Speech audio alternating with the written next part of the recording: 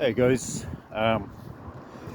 just out for a little walk, and I just thought I'd mention a breathing exercise that I like to do a lot with people. We talk about this a lot. Oh, look at that, look at that, look at that. There's my sign, look. Yeah, so we talk a lot about breathing as a way of controlling nervous system activity, down regulating, relaxing, getting into the parasympathetic side of the nervous system, and this is all good stuff.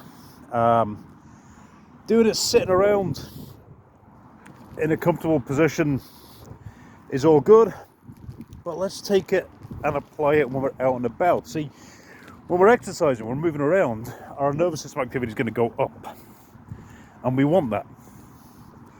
If it goes up too far, then we start to lose a bit of control. Decision-making processes get a little bit scrambled. You can't make complex decisions.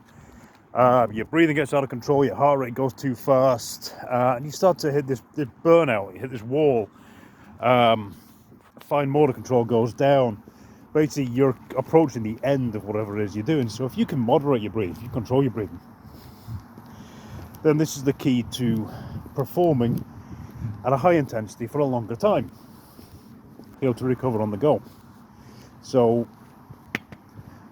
what we'll do as a start of breath practice is when we're out for a walk, you're just going to take a few paces breathing in, take a few paces breathing out, take a few paces holding.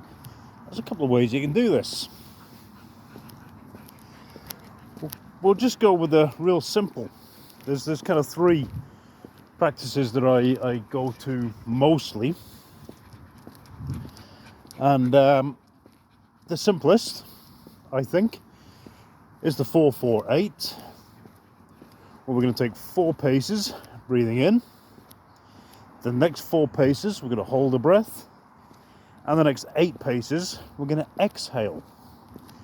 Now if that's too much, do it for 2 paces, 2, 2 and 4.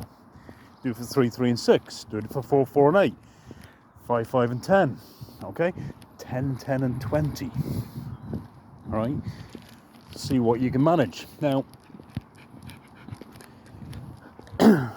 what you'll find, what most people find, is the inhale, simple. The hold might be a little bit stressful, and the exhale is what kills you, because most people can't exhale very well. Most people don't have the diaphragm strength, or they're too tuned into chest breathing. They're already too hyped up and tense that they're not activating the diaphragm as adequately as we would like to see. So the long exhale is actually one of my favorites. You've got to make it work for you though. If you're pushing too hard, it ain't going to work. You want to be able to sustain this for a minimum of 5 minutes. Now, what are the other 2 methods then? Box breathing, where there's an inhale, a hold, an exhale, a hold, inhale, hold, exhale, hold. Same deal. Number of breaths breathing in, or number of paces, 1, 2, 3, 4. Same number of paces holding, same number of paces breathing out, same number of paces holding. Now you've just introduced a hold on an exhale. Now this is anathema to most people. But being able to hold your breath on an exhale, especially if you're moving, you're really challenging what we call your carbon dioxide tolerance, which is a huge, huge biomarker. It's a huge telltale sign of your arousal level, your central nervous system activity. If you can't hold on empty for very long, the chances are you're in a state of heightened arousal, i.e. stress. Which brings us to our third method, which is the potato style. This could be rough. highly, highly beneficial. And it is, quite simply, through the nose only. All this is best done through the nose, to be quite honest. I'll be a little more forgiving if you're just starting out with the 448, the box breathing. You could do in the nose, out the mouth. You can just mouth breathe if you have to. But once you get to sort of potato type levels, you've got to be going pure nasal. And with that, we're going to take a normal breath in, a normal breath out, and then you hold. Now, we're going to gradually increase the length of the hold. You can take steps. So let's just do a couple. So, I'm going to do 5 paces. We'll take a breath in, breath out.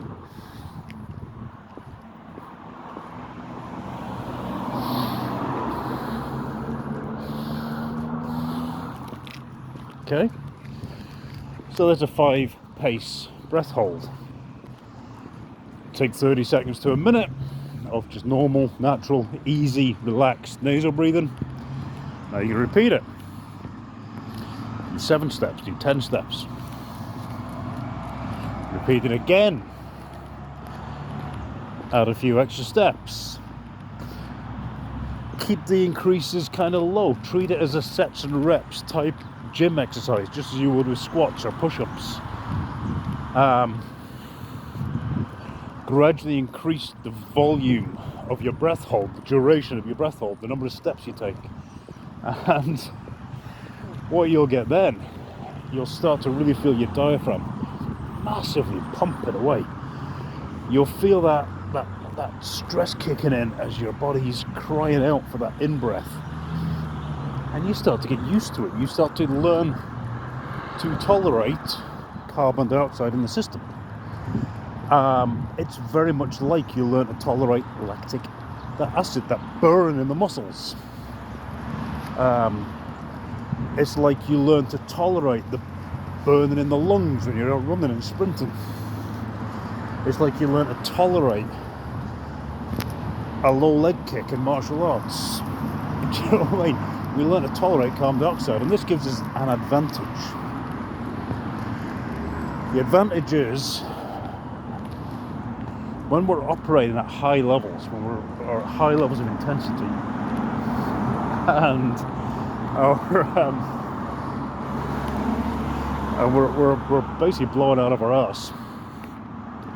You've got a lot of carbon dioxide pumping through the blood. Your body can't offload it fast enough. So if you can tolerate this, really well, you can maintain a higher level of intensity, maybe for a bit longer. You learn then to blow it off, and this is where our big exhales. You hear me calling this all the time in the gym, big exhales. You blow that off, you come back down to a baseline way quicker, and you'll be able to repeat that intensity over and over again. So breath work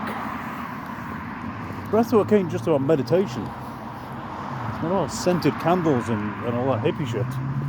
Breath work is about being a better you. There's a dude just went past on a motorbike with a really bad Street Fighter job on it. So breath work. When you're out and about for a walk, if you're getting good at it, if you're getting up to the really extended holds, the 20-second holds, 20 pace holds, now start jogging, farmers walks. Do you know what I mean? Make it harder. Treat it like you would treat any other exercise. And you watch how your performance, your ability to recover in performance, watch how that ability just skyrockets. Have a go. Oh, hold on a second. We just got to keep talking for another 10 meters because we're back at the sign, look. So if you want to come and see me, talk about any of this stuff, this is how you get hold of me, look. DaveHedges.net. I'll see you soon.